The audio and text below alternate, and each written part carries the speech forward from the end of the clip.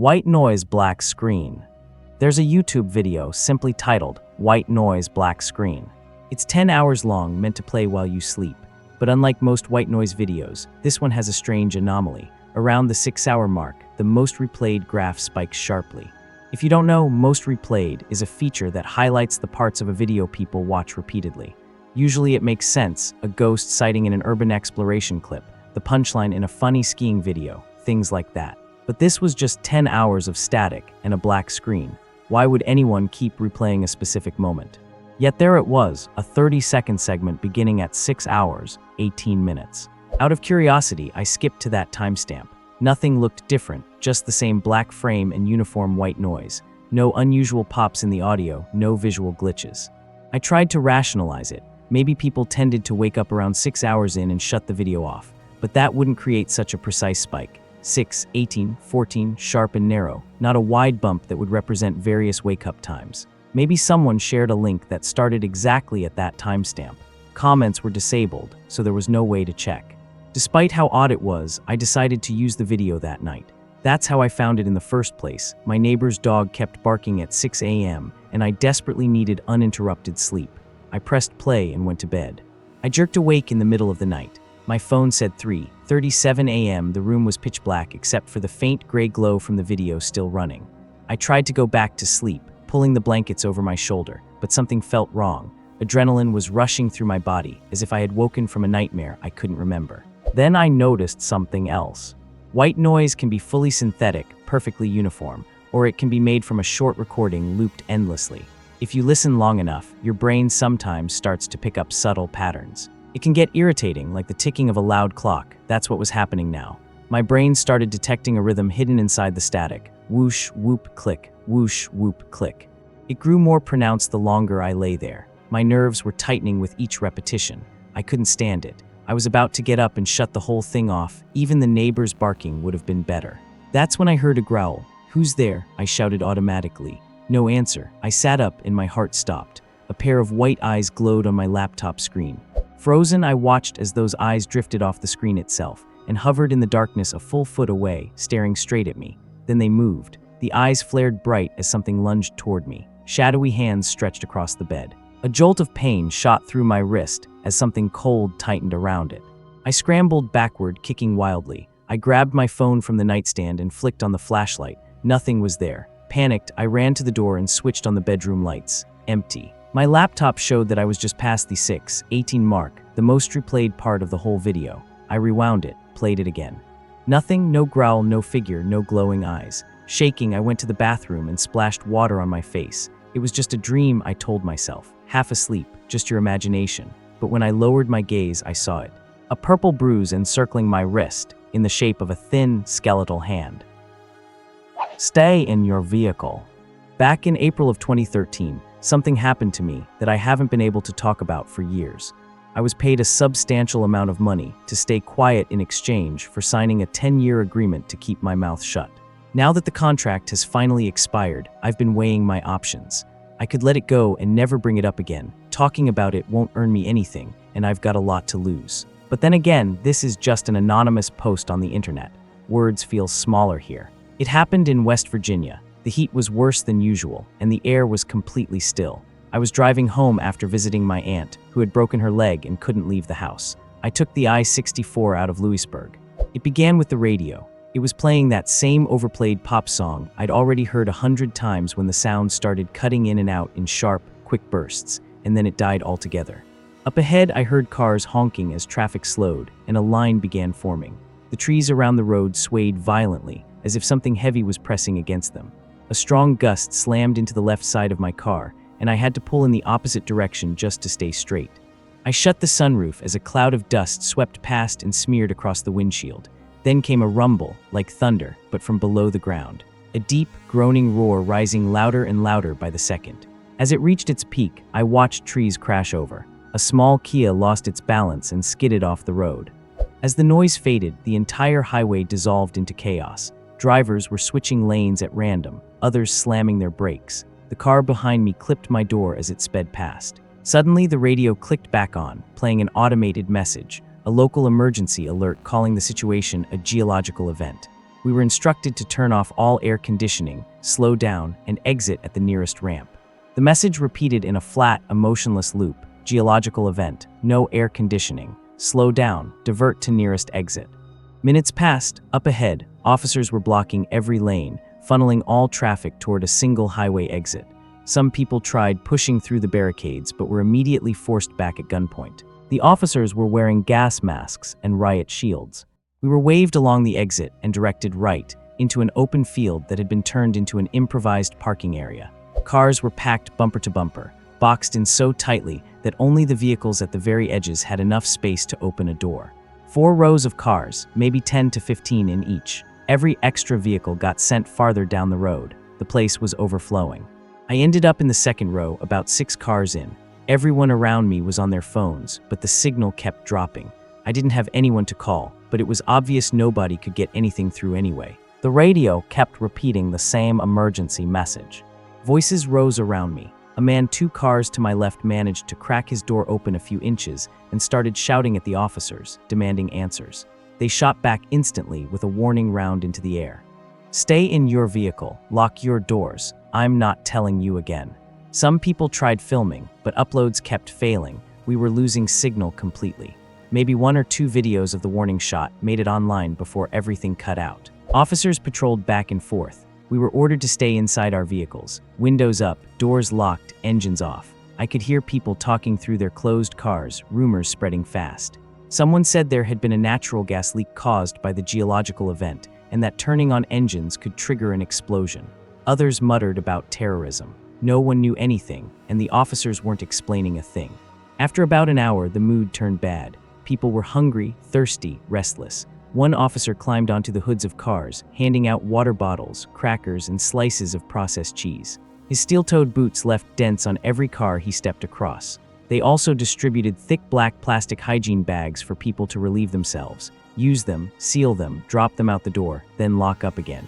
I crawled into the back seat, pulled my cap down, and tried to relax. I played a few games on my phone, but the battery was draining too fast, so I shut it off and tried to nap instead. Sweat stung my eyes, not from the heat, but from nerves. No matter what I did, I felt trapped, like the car was shrinking around me. I couldn't leave even if I wanted to, and the lack of control made my chest hurt. Is that what claustrophobia feels like? Around 9:26, a few officers at the front line were discussing something quietly. One of them wore a white cotton glove, which he used to wipe the hood of one of the front cars. He immediately removed the glove, dropped it into a bag, and sealed it shut with a heat gun. That's when I started getting the impression that our cars were covered in something. I wasn't the only one thinking it. 2 college kids in the car to my left were whispering about it too. "Anthrax," one of them said. "Gotta be." "Nah, gold dust," the other laughed. "They just don't want to share." "You know what?" the first one groaned. "I really hope you're right. You're not, but I hope you are." "F you," the other answered, half amused, half nervous. I eventually joined their conversation, suggesting maybe it was something combustible, something that could go off if we tried starting our engines. They seemed open to the idea. The driver in the car behind us couldn't hear, so he held up a notebook pressed against his window. He'd written, "If we're gonna die, it's gotta be aliens." I couldn't tell if he was serious, but he definitely wasn't laughing. There were all kinds of people around us. A man in his 50s with what looked like his daughter, a guy in a black shirt who had all the presence of a preacher without the collar, 2 middle-aged women with a kid in the back seat, a big guy blasting Johnny Cash through a cheap stereo, and a couple with a teenage son who wouldn't stop drumming on the windows. All of us stuck, all of us guessing. We'd been there maybe 2.5 hours when a truck rolled in, one of those with a large water tank mounted on the back. It was unmarked, civilian-looking. As it drove into the lot, someone shouted through a megaphone, "We'll be hosing your vehicles down. Keep everything locked and closed. After that, we'll cover your car with protective plastic and wait for it to dry. Then we'll start releasing you in an orderly manner." Most of us felt relieved. It finally seemed like things were moving. The sun was going down, and the field was growing dim.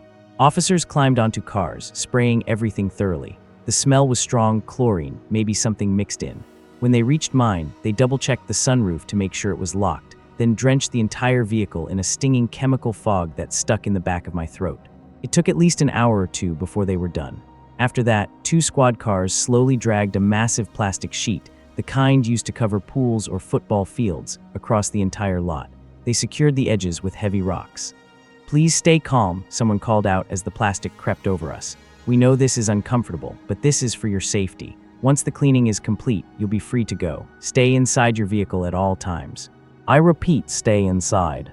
I did as I was told. I stayed in the dark. It felt like being buried alive. One moment the field was full of headlights and voices, and the next everything went pitch black under the thick plastic. Only faint, disembodied voices floated around me. The college kids talked about where they'd go once this was over. Someone honked. I couldn't tell if it was frustration or encouragement. Someone else started cheering for no reason at all. I took my last sip of water and ate my final plain cracker. Climbing back into the driver's seat, I listened as the officers finished pulling the plastic tight and parked their squad cars along the edges. I assumed we'd wait maybe another hour. They hadn't given a timeline, but for the first time, I almost felt like I could breathe. Almost. It went back and forth. One moment, my hands on the wheel made me feel in control. The next, the car felt like a metal coffin shrinking around me. The air smelled like plastic and chemicals, like a car wash frozen in time. As people settled down, I started hearing things that had been drowned out earlier, conversations from nearby cars, a crying child, low whispers, and somewhere far off, raised voices, officers arguing. Whatever they were discussing, it sounded intense. An hour passed. People were getting restless again. More horns, more shouting demanding answers. My leg wouldn't stop shaking. The more I thought about escaping, the tighter my chest felt. I was thirsty, out of water. I needed to use the bathroom. My legs were cramped. My mouth tasted like chlorine. All I wanted was a breath of fresh air. Then I heard engines start, cars accelerating. Somewhere nearby, the large cleaning truck was moving.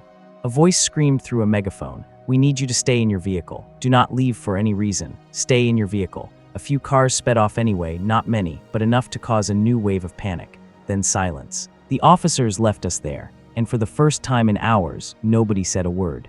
From car to car, I saw people lifting their phones, small beams of light cutting through the darkness under that suffocating plastic cover. All of us were trapped beneath it, a sea of vehicles indistinguishable in the pitch black. The silhouettes blocking the scattered lights looked sharp and alien. I couldn't tell who was who. Everyone felt anonymous. Somewhere deeper in the lot, someone gasped. Then came a metallic clunk, the kind of sound we'd heard earlier when the officers climbed onto our cars to hand out water. A few people cheered weakly, assuming the plastic cover was finally bay. I couldn't breathe. My heart crashed against my ribs, my arms trembling removed. But that wasn't what was happening. More footsteps followed, dozens of them. Light steps, quick ones, moving fast across the roofs of our cars. The cheers faded instantly as more and more footsteps pattered overhead. I lost count after a dozen. The silhouettes in the other vehicles froze. No one dared breathe. What was happening? Who or what was up there? Off to my right, an older man called out, "Who's up there?" I remembered a pickup truck parked in that direction. The footsteps stopped. A faint clicking sound followed, sharp, deliberate, like someone snapping their tongue against the roof of their mouth. Click, click, then from further away, another click in response, and from my left, more clicking.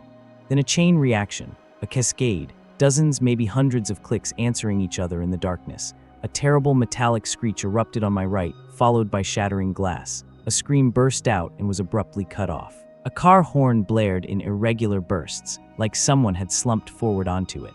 One silhouette in the distance blurred as something tore through a windshield, slicing the plastic cover open. In the front row, I saw the roof of a car split clean apart and someone yanked upward out of their seat. Two cars behind me, more glass shattered. It sounded like a wild animal had forced its way in. A faint splash of red painted the windows of the passenger side. I couldn't breathe, my heart crashed against my ribs, my arms trembled.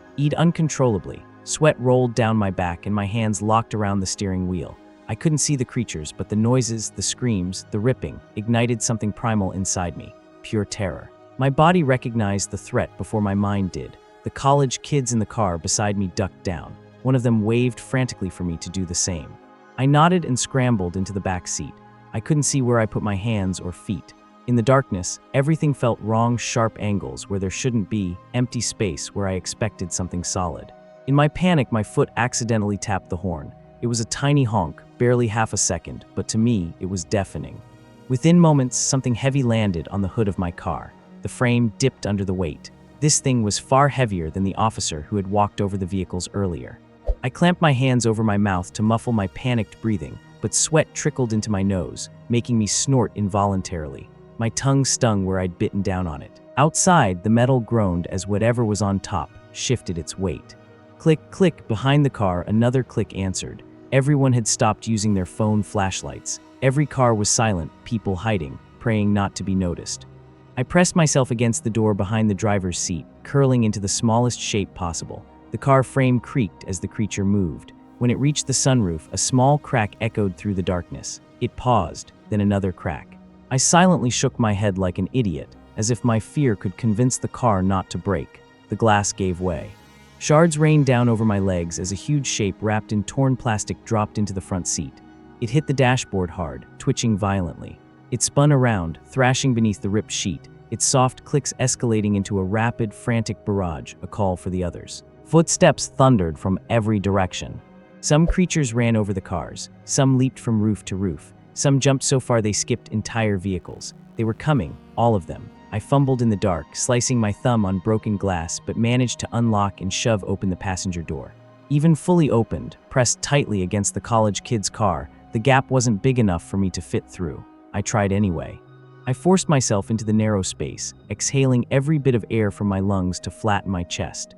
Inside my car, the creature flailed wildly, slamming into the headrest. My vision flickered, black dots creeping in from the edges, but somehow, by sheer desperation, I squeezed through. My face hit the gravel outside. The ground was stained with chemical residue. It burned against my skin. Every instinct screamed at me to run, but I fought it and stayed low, flattening myself, crawling under the nearest car.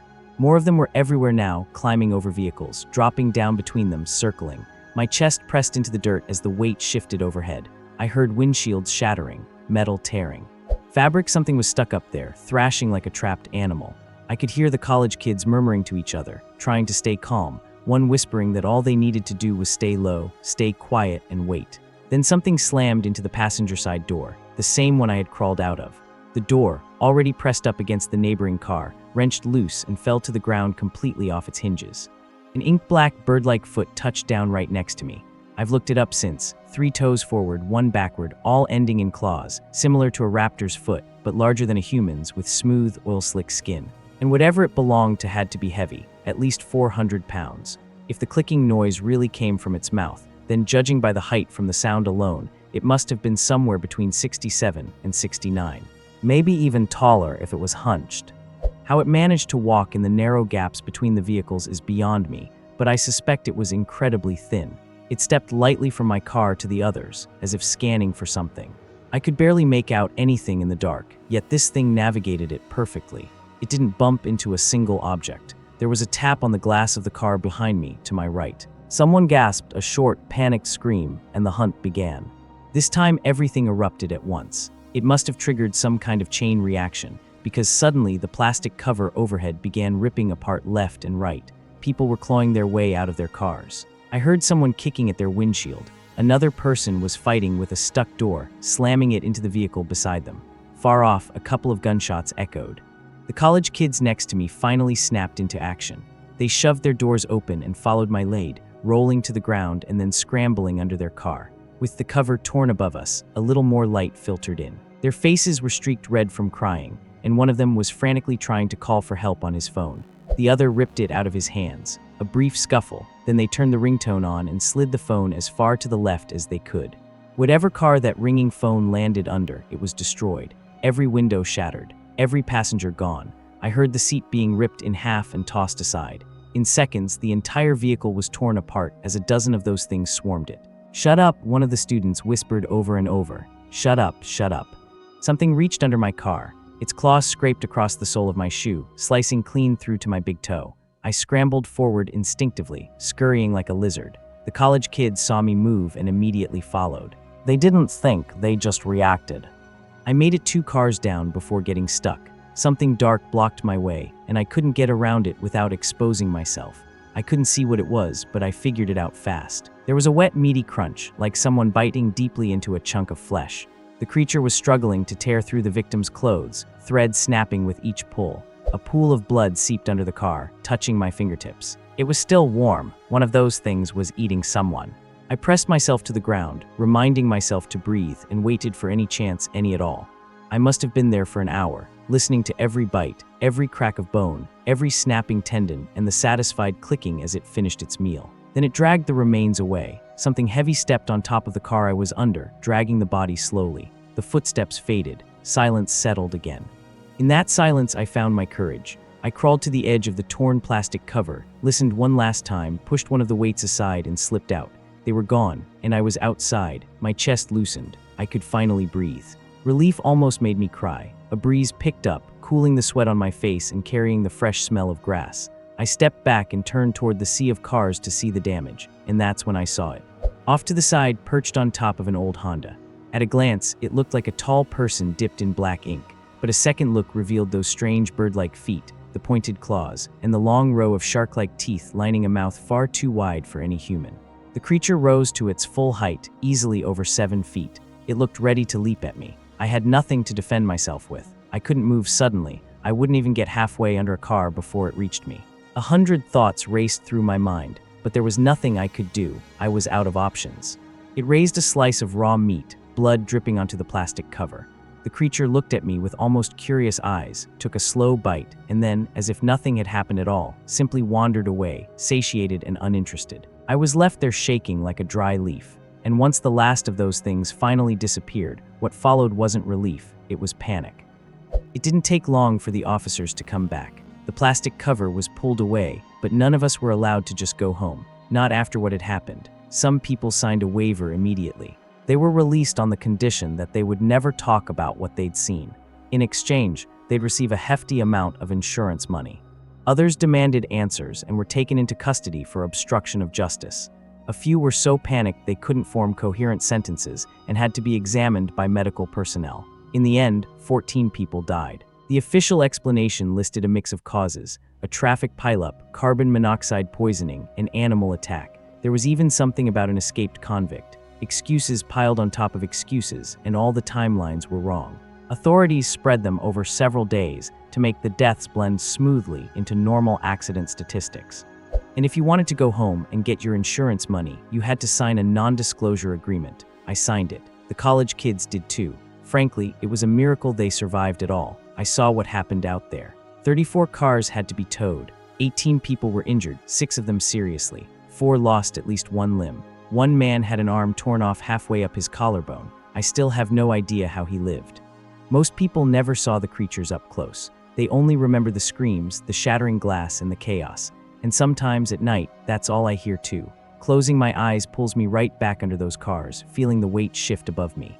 I still struggle to breathe when I think about it. A part of me never really left that place. It stayed behind in my vehicle. Thank you for watching. Share your thoughts about this in the comments. See you tomorrow.